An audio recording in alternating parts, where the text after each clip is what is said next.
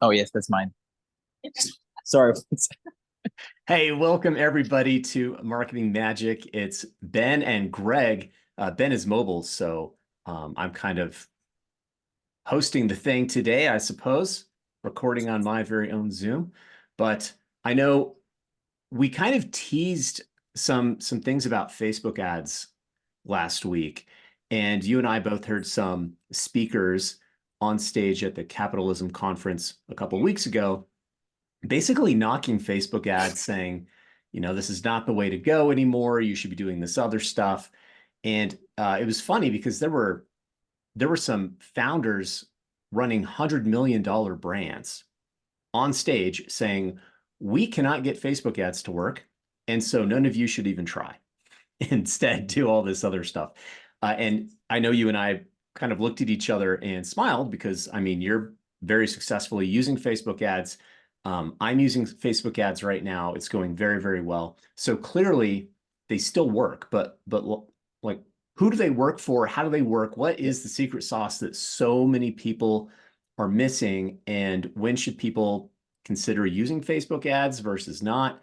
I just think there's a lot to dig in here because it is still a massive opportunity, in my opinion, to be able to get validation on what you're doing, but also to bring in customers at a very, very reasonable and predictable cost, which is Yep. fundamentally what you have to be doing if you want to grow your business. So that's kind of I don't know, my intro. What do you think? Where should we Yeah. go with Facebook ads? Awesome. Yeah. I love this topic because, well, for a lot of reasons, but it's been the main vehicle of growth for my brand. So that just makes them exciting.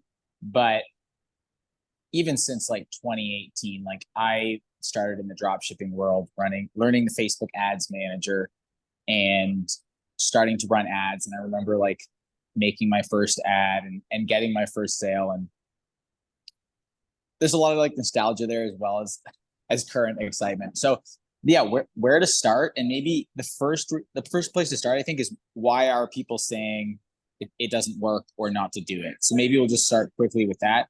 And from my point of view, and these are legitimate, what's the word? These are legitimate challenges, but it doesn't mean they don't work. But so the first thing is just the cost. People say, okay, it's very expensive, and most people at the end of the day, they can't get their costs to work. So simply put, if you spend $1 and you need to make $2 back, a lot of people, they can't get their costs low enough to make the math work. So they're maybe spending $1 and they're making 80 cents back, or they're making 50 cents back. They can't get the math to work. In our world, the price points and the price points of the different products are typically in this range of 20 to maybe $50. So there's obviously a wide range. There's a wide range of equations here that can work, but typically we're looking at physical products, e-commerce brands, where the typically you need to be in the 20 to kind of $40 acquisition cost, which means you give Facebook between 20 and $40. You need to get a customer back, and maybe you can break even or hopefully make a few dollars and get that new customer and get that sale. So it does depend on your kind of brand or situation, but with a lot of our space, the criticism is basically you're gonna have to just spend way too much, so you're gonna be losing money, and it's hard to grow a brand when you're losing money. Even if maybe 6 weeks later they buy again, most people don't have the funding to just float this money out on ads, hoping people will come back. So the criticism is that it's too expensive and it doesn't work. Now, my depending on your situation, that may be true, but my kind of criticism is just that I have a product on the lower end, price wise, and I have gotten this to work. So it's like, okay, I know from my own experience that this can work, but not just me. other people I'm in contact with, other brands I'm seeing, and we can get into this a little bit later, but with even lower, price points are getting things to work in kind of a really interesting way. So I think that's a criticism, just the cost, complexity, maybe, you've got to learn too much. It's basically just looked at as it's not really easy anymore, like it was in 2015, probably like 2018 to 2020. And so it's not really easy anymore, so don't do it. But I don't think that's a good reason not to do it or not to try it. Yeah, absolutely. I was thinking, as you were talking about this, I was thinking about like fundamentally, what is the difference between a Facebook ad that profitably works and one that just falls flat, like where people are dumping money in and the payback time is just way too long for it to make sense. And obviously there's a lot that goes into this, right? You mentioned the cost of the product is a big factor. Like if you're trying to sell a $10 thing, you're going to get killed on Facebook ads. It costs more. It always costs more than $10 to get a customer. But if you can pay $20, $30, $40 to get a customer and the average order value is 60, 70, 80, right? If you've got margin in there after cost of goods and all that, then essentially you get into this game where you're spending $1 and making $2, right? And that's like, you could run that forever, right? You can, theoretically, you can infinitely scale that, right? I mean, in reality, it doesn't quite work that way, but that's the key. Like that break-even point is the tipping point. And so what are some things people can do to stack the deck for them to like to be at the tipping point or better, because then all of a sudden it works. And I have some thoughts here I want to share real quick. I think, first of all, we need to understand that Facebook ads are fundamentally interruption marketing. People are not on Facebook and Instagram looking to buy something at first. They're entertaining themselves, or they're numbing themselves, or whatever. They're keeping up with people. And then we're interrupting them saying, hey, look at my stuff, right? And so understanding that, what kinds of products, first of all, and then what kinds of ad creative, second of all, lend themselves to interruption marketing. So if you've got like a really plain vanilla brand without really any differentiation or anything like that, it's really hard to get this to work. And so honestly, a lot of the big brands that cannot afford to be edgy or controversial at all have a harder time with this. Like really big brands flush money down the toilet on Facebook just for, brand awareness, but they're not getting any kind of positive ROI on that. And one of the speakers from stage who mentioned that they got killed on Facebook ads consistently. I looked up their ad account. They're still running ads. And in my opinion, it's a very plain vanilla brand, right? They're trying to say, we are safe and effective and reliable, and we're an authority and you can trust us. That is not the messaging that works on Facebook ads, right? The messaging that works in interruption marketing is something controversial or something catchy or something unexpected, right? And so we see this a lot in good content on social media usually has a good hook, a visual hook, and an idea hook. The product itself almost kind of has to do that. And so I think this is one of the reasons that your brand has been so successful on this channel, is that it's eye-catching, it's controversial, it's different.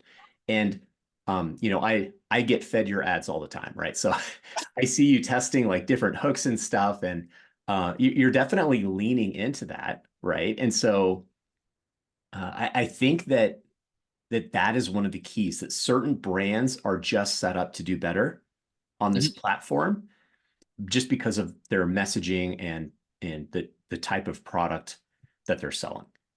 Yep. Awesome. I want to double click on a couple things. First of all, I think for it to work, a good way of thinking about it is you've got to be pretty high in a few different things, at least one of these things, but maybe more, which is like you mentioned, personality. I think so.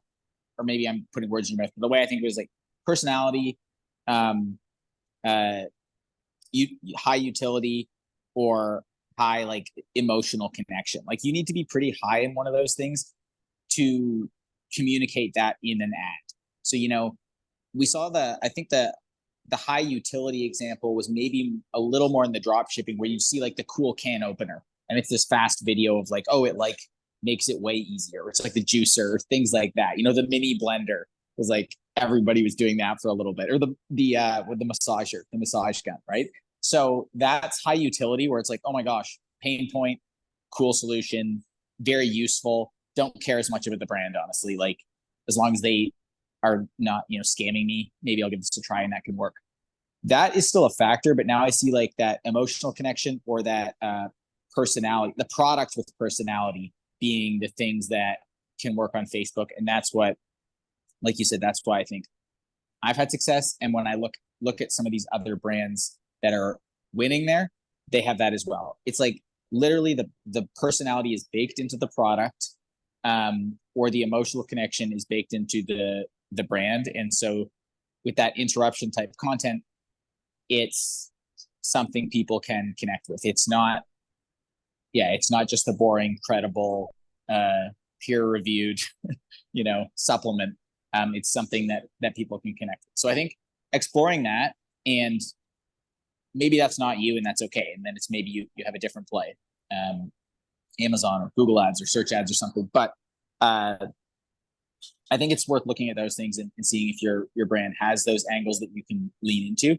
And then the next thing is kind of just the basic math framework that you alluded to, but I think there are some kind of prerequisites cost-wise where it's just like, hey, you need to look at your margins and your setup here and see if this can work for you or not. So I can run through that quickly, but let me know what you think there. Let's do it. Yeah. So pretty much you need like 70 to 80% gross margin to be able to run ads. So that means like, just let's say your product costs $100. Like you can't be paying more than like 20, $25 for, just the actual product, because you need room in there for the ad cost. You need room in there for the fulfillment cost. So you need the margins. And honestly, zooming way out, that's pretty much just most physical product brands. Like if your margins are less than that, you need to start thinking about how to improve that, because that's going to be hard to scale anywhere really, but especially for Facebook. So you want the margins there. The next thing is typically you're going to need an AOV of, not always, but around $70. You can work a bit lower, but to give yourself that room, you're going to want an AOV of probably around $70. Now we can touch on your strategy. This is driving to a Shopify page. Mm-hmm. I'm taking the orders on Shopify. You're going to need that average order value of around $70. And then that gives you room for that, up to maybe a $40 acquisition. So maybe you're on $70, maybe your product cost is, maybe $10 or $15. You have room for $30 of Facebook ads and maybe, $8 to $10 in shipping. That's profitable still. I didn't do the math there, but I think with a $70 average order value, that leaves you with, 10 or less dollars. Now, this is where it'll depend on your brand and how this math works out. But that's like the game now. And also, you're just going to make it harder on yourself the lower that average order value is. So, because think about it this way, I was listening to a podcast and this guy's great, but he was basically saying at a certain point, you can't optimize anymore. So why make it harder? You need to find a way to charge more on the first sale. That's how you optimize. You don't optimize by 1% better on your conversion rate or your this or your that. Like that stuff's great to do, but imagine your first purchase is $150 and it's like, that just gives you way more room. Now it's like, okay, you do start to get into a different price point where, it's not as much of an impulse buy. So there is a sweet spot, I think, from that like $70 to $80. And that makes this work. That makes this easier. if you're thinking, well, my product's $30, like, how do I do that? I was in that same boat, and literally bundling made a massive difference. So that is huge. Definitely look into bundling. Russell Brunson said, always give people the chance to buy more of what they want to buy or just bought. Yes. Always do that. Like, give them the chance to buy 2, 3, 4, 5, 10. And that's the easiest way to get that average order value up. So definitely set up a bundle and try to get those numbers, even before you start running your ads. See if you can get your average order value up to that, 60 to ideally at least $70. I agree 100%. And like you said, that assumes a standard conversion rate of probably between 1% and 3% on your product page or landing page through Shopify. Like, that's very, very typical in e-commerce. It changes a little bit. Like, higher price points have slightly lower conversion rates, vice versa. But that's how all those numbers back out. I've shared this with you, and some other people know this. I'm playing with a strategy to basically run Facebook ads and then take a sale on Amazon. And to have that, to get that to work well is not easy. And I'm still tweaking some things to get this to work well. But what I can tell you is that I've got an average order value right now on Amazon of about $25, which is usually bad news when you're running Facebook ads. However, because the purchase is happening on Amazon, the conversion rate is much higher than Shopify. I'm getting something somewhere between 5 and 10% conversion rate from the traffic coming in. So what that means is, for the number of for the amount of traffic coming through, more of them turn into sales. Therefore, each sale doesn't need to be quite as much. And so I'm actually running a profitable campaign running from Facebook. I have kind of some in-between steps and then taking a sale on Amazon. $25 average order value, running profitably, even factoring in cost of goods, which should not be possible. But it's one of these things that I'm trying to optimize, because I think there's a lot of potential there. And again, don't try this at home if you don't know what you're doing, or you're gonna lose your ass. So, and that's still a very real possibility for me here as I continue to scale up the budget. I mean, it might go south very quickly, which we'll see. So this is very much an experiment for me. One thing I wanted to just tease, and I think you and I will chat about this a little later. It's basically an idea that was shared with me that I think is really, really fascinating, well thought out, and I want to try it in a very specific way. We'll share details later, because I don't want to tell everybody to do this before it's been legitimately tested, right? I want to have this be, yeah, we did this and it worked, go check it out. But what I'll say is, there are other places in the funnel where you can significantly boost the actions taken in a way that decreases the total cost of acquiring the customer. So usually when we're talking about conversion rate, we're talking about like on-page conversion rate optimization, like changing the copy or the color of the buy button. Like, some people just go nuts over this stuff to get from 2% to 3%, right? What I'm talking about is there are some things you can do further up the funnel, like in the Facebook ad itself, not copy or creative, but something you can do on the ad itself that can dramatically boost the number of people that land on the landing page in the first place. And therefore, again, getting more traffic all the way through the funnel should mean that you have more total buyers, meaning you can get away with a lower average order value and still be profitable. So testing something right now, we'll see how it goes. If it works, then we'll share it back. And if it doesn't work, then we won't waste your time. Yep. Awesome. I want to maybe just give some rapid fire. Got a bunch of noise here now. I want to give some maybe rapid fire just tips for people making their ads, because I think the temptation is to get like overwhelmed.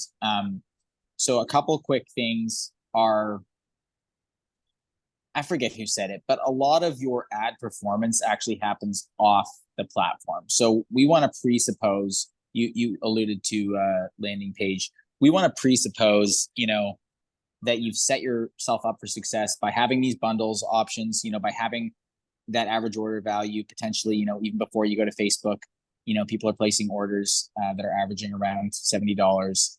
It's converting. You've got social proof on there. You've got that because you could have great ads that run to the ad stats could look awesome, and you could be losing money because people are making a $30 purchase and that just doesn't work. But it's like, and you're like, oh, it didn't work for me. It's like, no, your ads may have been really working well, and people, there's different metrics there, but if anything over, I say anything over a 1% click-through rate is pretty good.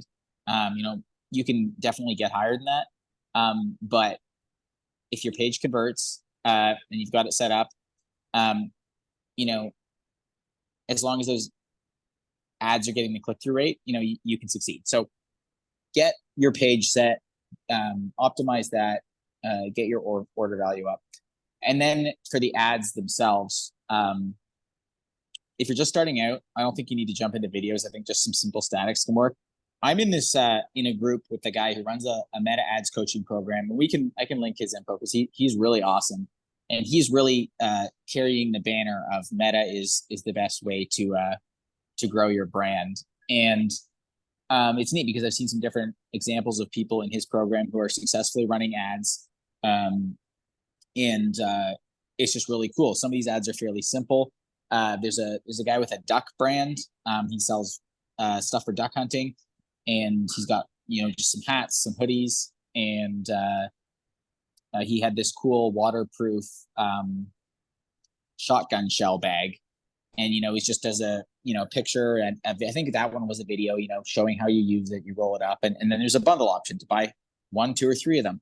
And these are just ripping. Like he's getting, sometimes like I think he said, a 5x return on one of these. Another guy I follow on Twitter, a jujitsu brand with just cool designed jujitsu outfits. And he's just got pictures of the outfits. They're cool colors. There's some like light blue. It's a cool design. And, it's just pictures. The brands have personality though. I think that's going back to what we said before. If there's a level of personality or an emotional connection to that group of people, sometimes pictures of your product can just be the ad. So it's really neat because that's worked with me. And as I look out there and see some of these other brands, Dad Gang is a great example for people to check out.